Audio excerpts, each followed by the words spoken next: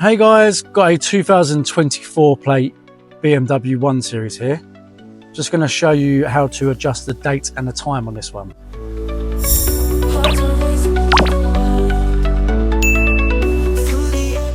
So on this one, we're going to use the controls on the center console and the screen in the center of the dash. And from here, I'm going to press home,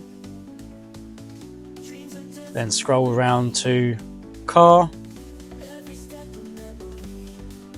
then settings, then general settings, then click on date and time.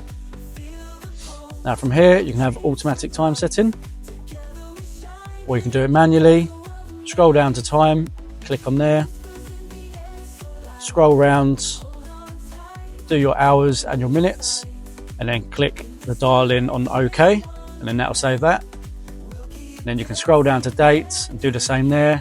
So you select what you need, click in the dial, and then once you get to OK, click in again, and then that's saved.